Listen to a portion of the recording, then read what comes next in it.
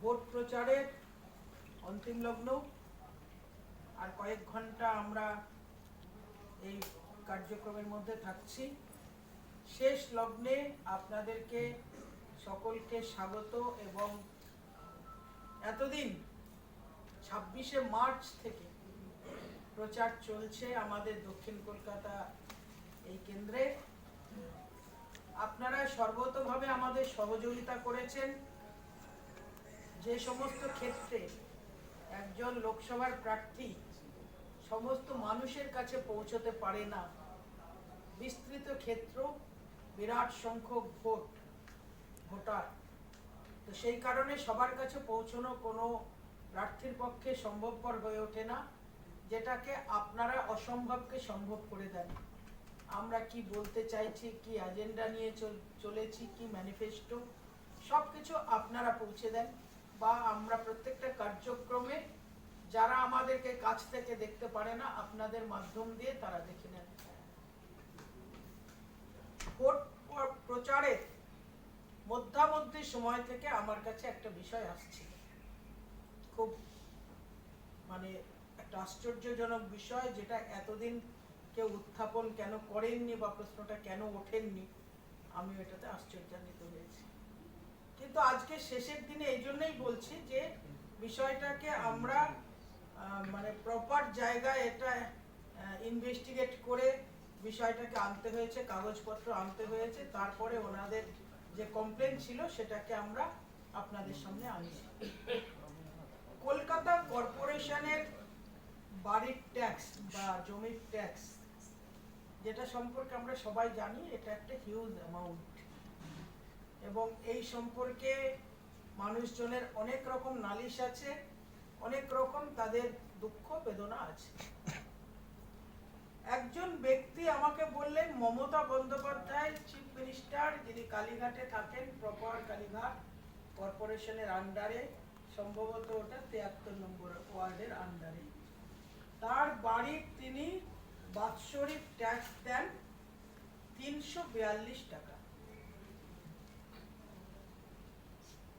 যিনি প্রার্থী এবং কর্পোরেশনের চেয়ারপারসন তথা সাংসদ মালা রায়, শ্রীমতী মালা রায়, তিনি তার বাড়ির বা ফ্ল্যাটের ট্যাক্স দেন 312 টাকা। কালীঘাটে মমতা বন্দ্যোপাধ্যায়ের পাশের বাড়ি মিস্টার অমিতাভ মুখার্জি এবং দেবযানী মুখার্জি, ঠিক পাশের প্লটটা, তিনি ট্যাক্স দেন 4663 টাকা। এটা হচ্ছে পরিস্থিতি। এই প্রশ্নটা নিয়ে আমি করলাম, আপনাদের মাধ্যম দিয়ে অনুরোধ জানাচ্ছি বিষয়টা আপনারা তুলে ধরবেন। কত স্কয়ার ফিট ফ্ল্যাট সেটা?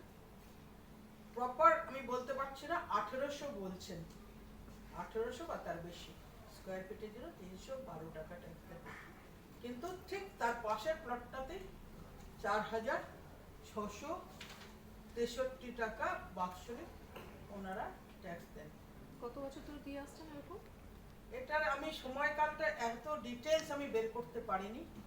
নির্বাচনের পরে অবশ্য করে আমরা এই বিষয়টা নিয়ে মানুষজনের যে দুঃখ বা ক্ষোভ আছে, সেই ক্ষোভটাকে আমরা নিরসন করার চেষ্টা করব বা প্রপার জায়গায় আমরা যাওয়ার চেষ্টা করব।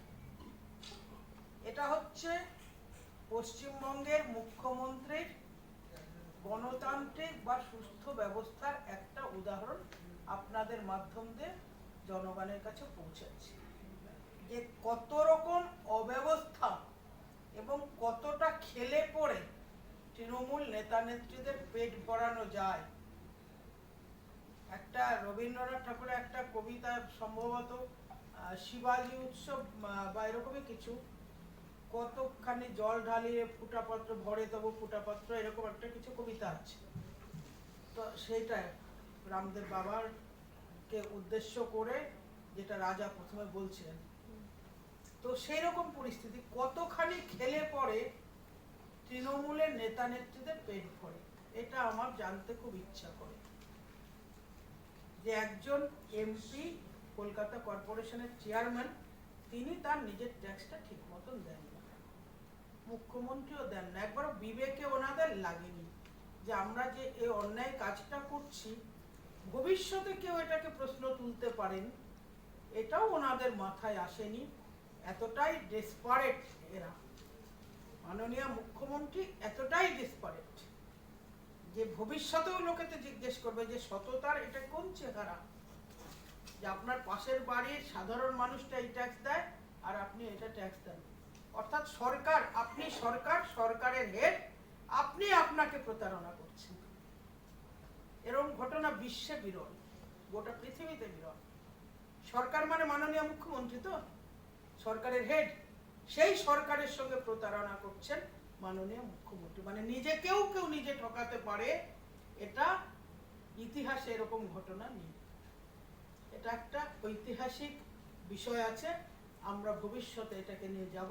শুধু আপনাদের মাধ্যম দিয়ে মমতা বন্দ্যোপাধ্যায় এবং মালা রায়, শ্রীমতী মালা রায় সাংসদ, তিনি ছিলেন এখানে, তার সম্পর্কে তুলে ধরলাম। আরো যদি আমরা এর ডিটেইলিংয়ে যাব, যেহেতু ইলেকশন পর্ব চলছে, আমাদের নথি দস্তাবেজ এগুলো ঘাটাটা অতটা সম্ভব হয়ে ওঠেনি বা এর ডিটেইলিং করাটা সম্ভব হয়নি। এটা আমরা এরপরে বিষয়টাকে গভীরে যাব।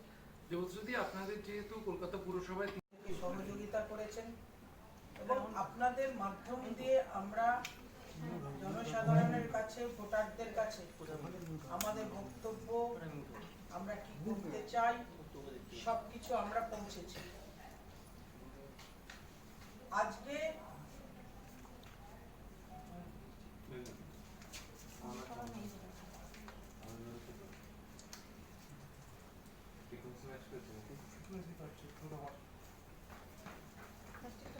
আবার ঠিক আছে তো, চলো হ্যালো করো হ্যালো করো। 506 775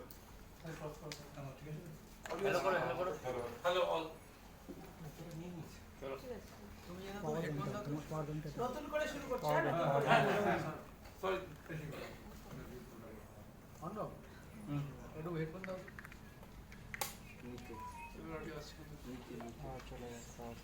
ঠিক আছে।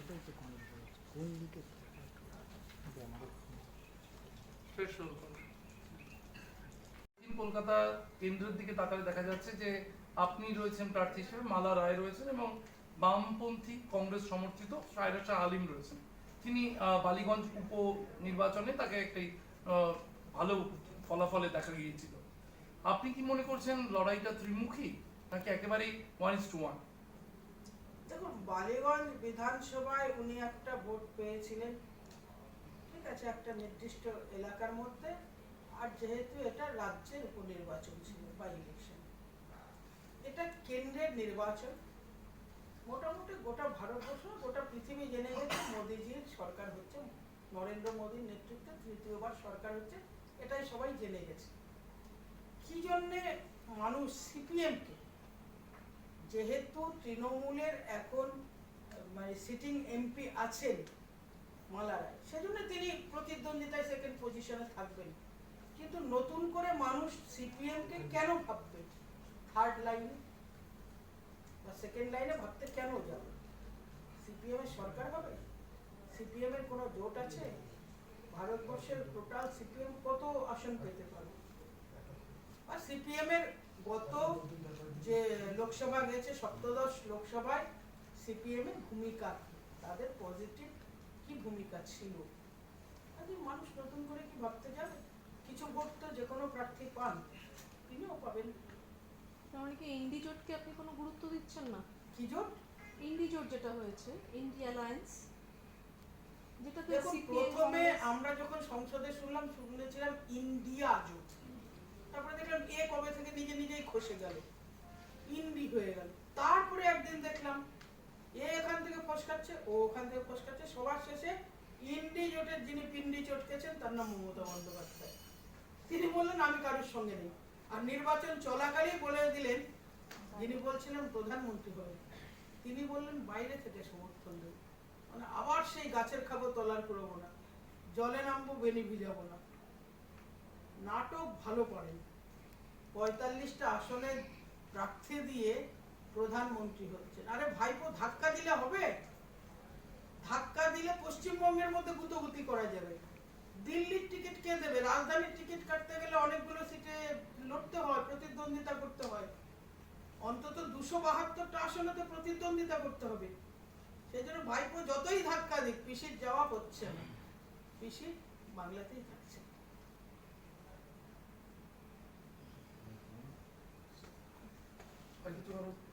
পুরোহিত তাদের কারো দৃষ্টিগোচরে এটা এনেছেন যে এখনো- তাদেরই চেয়ারম্যান কেন এই এখনো আমরা জিনিসটাকে আগে নিজেরা ভালো করে দেখছিলাম, এবারে আমরা ওদেরকে বলবো এটা নিয়ে আন্দোলন করতে, বা বিষয়টা যাতে আরো বৃহৎ আকারে মানুষের সামনে উত্থাপন করা যায় তার জন্য। এটা আমরা একদম লাস্ট মুহূর্তে পেয়েছি, বললাম দিন 15 আগে, এবং আমরা এর কাগজপত্র দেখুন, পুরসভার কাগজপত্র, যেটাকে বুঝতে পারছেন একটু বের করা তো কঠিনই আছে, তো এটাকে বের করতে আমাদের একটু সময় লেগেছে। এরপরে আমরা এই বিষয়টা নিয়ে এগোবো। জানুয়ারি বলতে চাইছেন ক্ষমতার অপব্যবহার করেছে তারা। বুঝতে পারছেন এর থেকে কি বলবো, যে কতখানি খেলে পরে পেট ভরে একটা বাড়ির লোকের বা একটা পরিবারের, মানে দুর্নীতির এটা কোন গ্রেডে পড়ে বা ক্লাসে পড়ে, আমার এটাই আশ্চর্য লাগছে। যে আমি বললাম না, এর থেকে বড় শব্দ হয় না, নিজের সঙ্গে নিজে কেউ প্রতারণা করতে পারে, এটা একমাত্র উদাহরণ। এবার দ্বিতীয় বিষয় যাচ্ছি, যেহেতু নির্বাচন সংক্রান্ত বা নির্বাচনের প্রাক্কালে আপনাদের ডেকেছে। দক্ষিণ কলকাতায় আমি মোটামুটি 2 মাসের উপর ধরে প্রচারে ছিলাম, এবং আপনারা দেখেছেন সেটা কতটা শান্তিপূর্ণভাবে, কতটা বিনয়ের সঙ্গে আমাদের দলের কার্যকর্তারা আমার সঙ্গে মানুষের কাছে গেছে। সমস্ত ক্ষেত্রেই হয়তো মানুষজন বলছেন যে প্রার্থী হিসেবে সবচেয়ে বেশি আমি মানুষের কাছে পৌঁছানোর চেষ্টা করেছি বা মানুষের সঙ্গে যাওয়ার চেষ্টা করেছি, কিন্তু দুর্ভাগ্যপূর্ণভাবে মানুষজন রাস্তায় চলতে আমাদের কোনো কিছু বিষয় দেখতে পাচ্ছেন না। প্রচার সামগ্রী, প্রথম কথা, একটা রাজনৈতিক দল তারা কতটা হিংস্র হলে, কতটা মানুষের প্রতি মানে স্পেস না দেওয়ার মানসিকতা, কোনো স্পেস দেব না, সেজন্য লাগাতার সমস্ত দেয়ালগুলো প্রথম থেকে দখল করে নিয়েছিল। যেগুলো দেয়াল আমাদের চুনকাম করে সাইড ফর বিজেপি করা ছিল, সেগুলোকে মুছে মুছে দেয়াল রেখেছে। আমরা জানি যে এটা বাস্তবে এই জন্যই ছিল যে মালাদি, শ্রদ্ধেয়া মালাদি, তিনি মানুষের কাছে পৌঁছননি 5 বছরে, আর ইলেকশন পিরিয়ডেও তিনি পৌঁছবেন না বা পৌঁছতে পারবেন না, সেই কারণে দেয়ালেই ওনাকে থাকতে হবে। ওনার ক্যাডারদেরকে টাকা দিয়ে অনেক দেয়াল উনি লিখে দিয়েছেন, কিন্তু সেটার মধ্যে আগ্রাসন কতটা, যে বিজেপির মতন বিরোধী দলের দেয়াল দখলগুলোকে ওনারা মিটিয়ে দিয়েছেন বা নষ্ট করে দিয়েছেন, সেখানে ওরা করেছেন। বিভিন্ন জায়গায় যেখানে আমাদের পোস্টারিং হয়েছে, আশ্চর্যজনকভাবে সেই পোস্টারিং এর উপরে, যে পোস্টারগুলো আমরা বানিয়েছিলাম ফ্লেক্স ছিঁড়ে দিচ্ছে বলে, আমরা একটা স্টিকার পোস্টার বানিয়েছি, স্টিকার ফ্লেক্স টাইপের, সেটাকে টেনে তো পারছে না ওঠাতে, ইট দিয়ে পাথর দিয়ে ঘষে দিচ্ছে মুখটা কোনো কোনো জায়গায়, তার উপরে ওনাদের পোস্টার দিয়ে আসছে।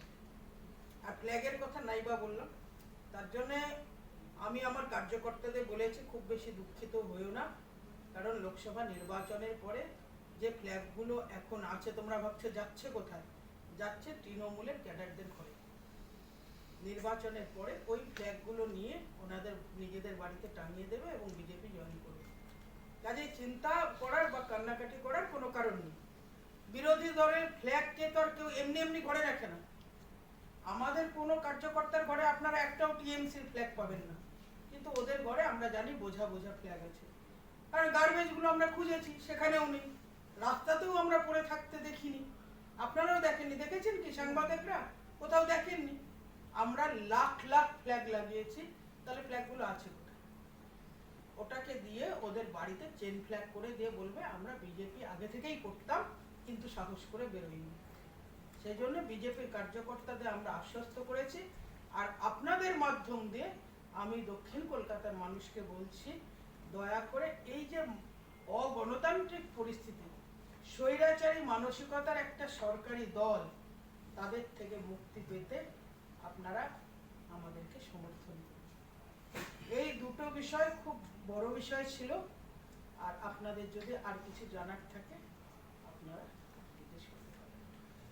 দেবশ্রীদীপ মমতা বন্দ্যোপাধ্যায় সিএ নিয়ে অনেক কথাই বলেছিলেন, কিন্তু মমতা বন্দ্যোপাধ্যায় বা এর আগে সিপিএম এরা প্রত্যেক কথায় কথায় একটাই কথা বলেন যে গায়ে এক বিন্দু রক্ত থাকতে হতে দেবো না। তো ওনাদের নিশ্চয়ই কোনো বিন্দু মাত্র আর রক্ত নেই।